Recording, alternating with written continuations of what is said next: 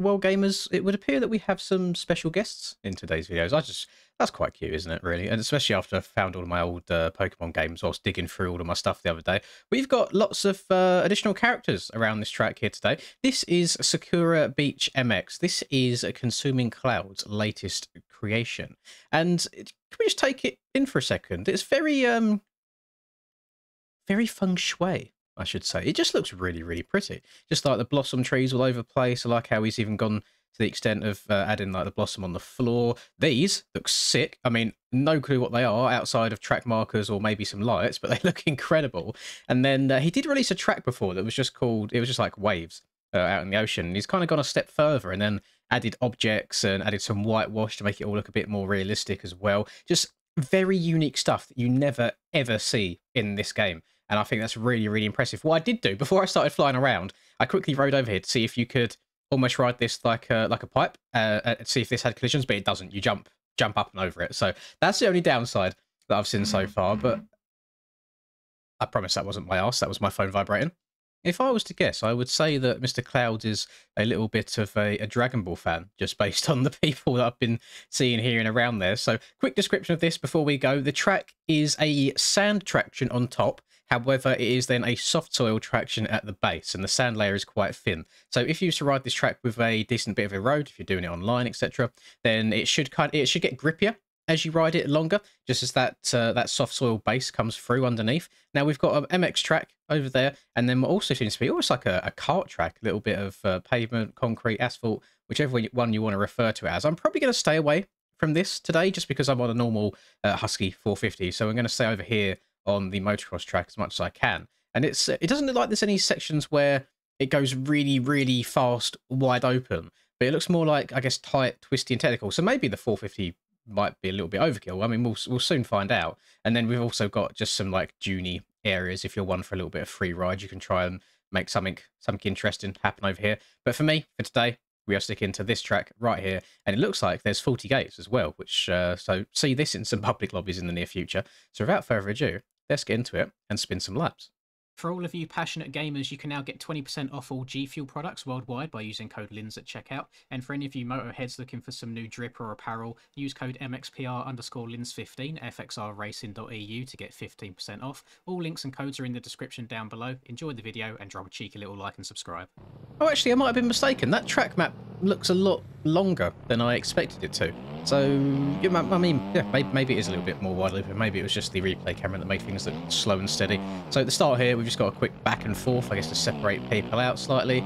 And then this almost looks a bit supercrossy, to be honest, just in first looks. And I do have a supercross setup on right now, which is very, very handy. So we'll try this out. It might take a couple of attempts to get the right line going through there. It's not just a simple, you know, do your one jump and that's it.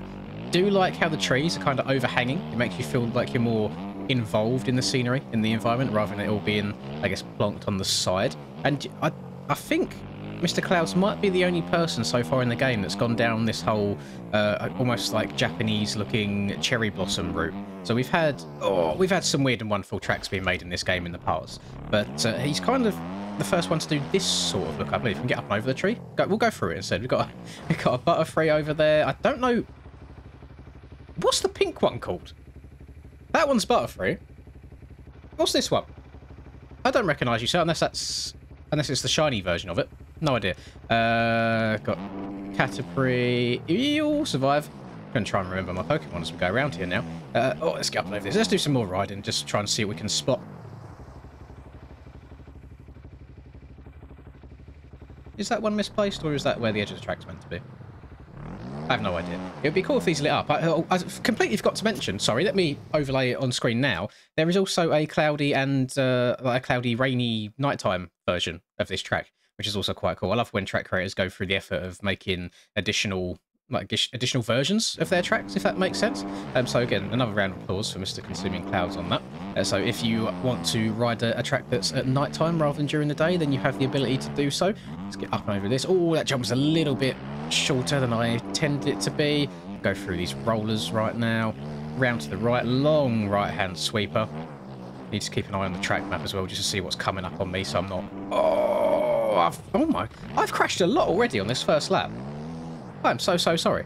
I don't mean to do tracks an injustice like this. I do like showing them off to the best of their ability. A little bit more techy than I first anticipated, especially where it's sand as well. You're always fighting for a little bit of traction. You're meant to go on and off of that. Or I wonder if you could go around the outside and just quad the entire thing. We'll find out next lap. So I thought this track was a lot shorter than it is. So I actually think it might be quite difficult trying to learn all of the ins and outs and all of the different lines on it. And just from a memory perspective, it will take a handful of laps, I think, to even remember where you're going. We go double, double, and then double again. Go around to the right. This doesn't look like the biggest jump in the world. It isn't, but it sends you very high. A little bit of a floaty one. Around to the left. I'm peering over at that track map so many times just to make sure I'm just not going to go flying over. Then another little double. I'll be honest, there's some like jumps that you feel like the 450 is good for, and then other jumps where it feels like way too much. So I'm just having to remember what jumps are scrubbable and which ones are the sends. Now this, oh, I don't know, is this a jump? There's a corner coming up pretty shortly after this. Yeah, just a small tabletop. Nice. I thought I saw a little trail over there. It doesn't look like part of the track. I'll investigate that a little bit later. So let's hit the big send. We go quad in. We're going to go right side, go step on, step off, and then double out. It looks like, I'm not sure what program Mr. Clouds uses when he creates his tracks. I noticed that there's not much of, it's not like a super polished kind of jump. You know, the jumps aren't perfect. They've all got their high sides. Oh my god, we've all got a little bit of a high side in us. They've all got their high sides and their low sides as well. They're not like copy and paste of each other. Each jump has its own characteristics. It's all very different to each other. The actual like ground textures that he uses are nice and light, which keeps my old man eyes very happy. And step up this, step over this, and we'll go into this. God, and then round to the row. Gone too fast. Please don't have collisions. Please don't have collisions. Thank you. Almost run over my Caterpie there. Caterpie, Jesus Christ. I'm going to get absolutely slewed in the comments, I know it, just for saying saying one leads a little bit wrong. It's Butterfree and Caterpie. The absolute bars. And we had a surfing little Pikachu over on the waves earlier. A bunch of characters over there as well. Should we go and let's go and investigate? Because he showed these in the screenshot of the tracks on MXB mods. And all of these characters here, I know they're all from like kind of Nickelodeon kind of vibes days, but I can't remember what show they're from, which is really annoying because I recognise all of them. It's really annoying. I don't know what the name of the show was, but I recognise them all. Obviously, we've got Dragon Ball characters here. We've got, is it Chikorita? And Mudkip, and we'll call him Geico because we're in a motocross scene, but I can't remember what his name is off the top of my head.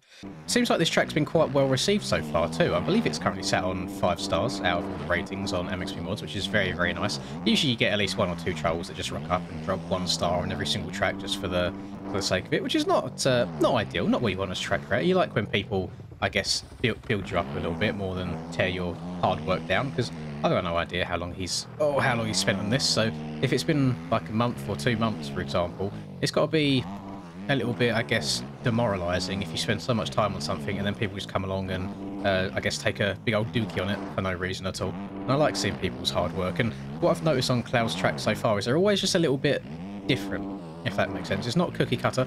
It's not copy and paste. It's not you found one like one formula and you just use it over and over again. It is different tracks every single time. Now, I believe he used this environment per se on one other track, which was a Supermoto type track, which I'm not sure how much of a perfect replica it was, but it's meant to be in like Suzuka in Japan. But it looks, again, very pretty. That is a track that I have not played yet. I have not given the time of day. That is a Mario Kart character, I believe, over there. And then that's more Dragon Ball Z over in this direction, I believe. And I'll just show you real quick. So what I was trying to do is, we'll try not to ride with Pikachu. I was trying to see if I could ride up here and like bank and use that as a pipe, but you can't, unfortunately. It hasn't got collisions. But the whitewash looks really cool. And I'm not great in Photoshop, so I don't know how he's done this. But if I zoom in like super close, the way that he's cut this out looks insane. You can barely see like any blue bits at all. It's like he's just cut out the white bits. So I just find just little things like that I find really impressive. Again, if you're a free ride person, Clouds also has an entire map which is just waves that you can go and send and try and find some various areas to downside. But outside of that, or you can probably try and use some of these little mounds, dunes, whatever you want to call them, to find your own lines. So see a little yeet, little step up and over, and then just join back onto the track right. Oh my goodness. passing her. I really, you guys have seen me riding this bike in gear combo for probably a couple of videos now. I've been really enjoying it. I'm not sure what it is. I just think it looks very, very clean. Survive. BP did actually send me another bike the other day, which is a grey and orangey kind of theme, which I do need to download. I apologise, sir. I've not downloaded it just yet after asking for it. I'm very sorry. But as you can imagine, I'm a little bit manic right now. As you can see, the pile of rubbish, I guess clutter, behind me is getting bigger and bigger by the video. I'm at the point now, so I've got about 6 boxes worth of stuff that is all packed ready to go. We've got more stuff behind me that I couldn't fit in boxes. There's things like we've got the old Wii out, if anybody is a Nintendo fan. Haven't played a Wii for years. And we've also got like one of them old balance boards and Wii Fit and stuff like that. And I just thought it would be fun to take with me and just play things like that with the girlfriend at some point. She doesn't know that I have one, so that would be a nice little surprise rocking up. Hopefully she doesn't watch this video. Please, if you did, Mrs. Linz, please rewind and remove it from your brain. Thank you. Just some really cool old things I found. I found like this, for example. When I used to play CSGO all the time, I used to really like the butterfly knives. And this is obviously just a trainer, so it's not the real thing. But I used to just like sit here, like flicking it about, just doing all different tricks and stuff. And I probably just, I don't know if it's like a tick at all, but I've always got to be doing stuff with my hands. If I'm not like picking at my fingernails or like biting my hands, I'll have like a bit of blue tack or some of them, you know, like little cubes that are like fidget toys, or playing with a pen, just turn the pen on and off. So having something like that around, whilst it's probably very annoying for the old clicking sound that goes on constantly, it helps me not sit there biting my nails all the time. I don't know if anybody else suffers or anything like that, or if you have you found any solutions? I'm not one for dipping my my fingers in like vinegar and stuff like that to stop me from biting them. I've heard of extreme measures that people take to stop biting their nails and just like picking at their hands in general. But yeah, that was one of, I guess, like a fidgety kind of, almost not anxiety. I don't feel like I'm a super anxious person. I just fidget a lot. So that was one of them things I used to use all the time, and I found it again. So I'll probably take that with me and sit there and annoying my girlfriend, just clicking away. But yeah, it's been nice trying to find some old things. Went up in the attic or loft, depending on where you're from in the world. You would call it a different name. So I try and cater for both parties. Just went and see what I could find up there. Found a bunch of like old monitors I'm going to take with me, so we can get her a gaming setup all going as well.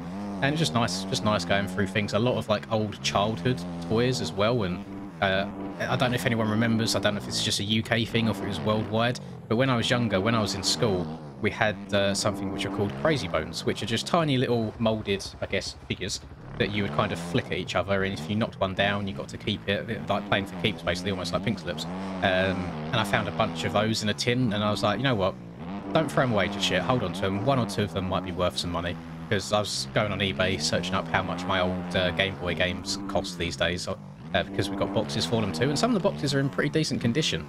And like the Pokemon ones, for example, they go for like 100 each. I don't think I'll sell them yet, because I actually will probably go back and play the games at some point when I'm bored. But yeah, that was cool to see. I also found my old PlayStation 3. I also found like MXOS ATV Alive and all that good stuff. So if I can get that all hooked up and playing, and I might order a capture card so I can get that recorded and get that on the channel, that'd be nice. Kind of revisiting Alive for the first time in God knows how many years. That'd be really exciting for me. Hopefully you guys would enjoy seeing a series on that. Maybe even a cheeky little career mode. I don't even know what the career mode on that game entails anymore. Or like a race to level 50 or whatever it was, which, to be fair, it's just a handful of laps around Kanoko, isn't it? I think that was that the name of the figure of 8? I think it's something like Kanoko. It was a snow map. It was just a figure of 8 that you'd grind just to get your level up over and over again, get your credits really high. But sorry for waffling again. I'm just excited. It's an exciting moment in my life right now. And if you see me wearing the same attire in the next couple of videos, beware that I am bulk recording, because I will have no computer access for like 2, maybe 3 days, and hopefully if the internet all gets installed correctly, it shouldn't be too long. If it doesn't, then it's going to be a big old pain in the bum.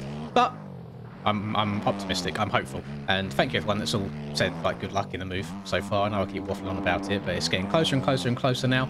I mean, the day you're watching this should be Thursday. I think it's Thursday, and I'm packing up and leaving on Friday, so it'll be a busy weekend for me. But then hopefully Monday time we should be back to business as normal, and you'll see a new background, whole new bit of scenery.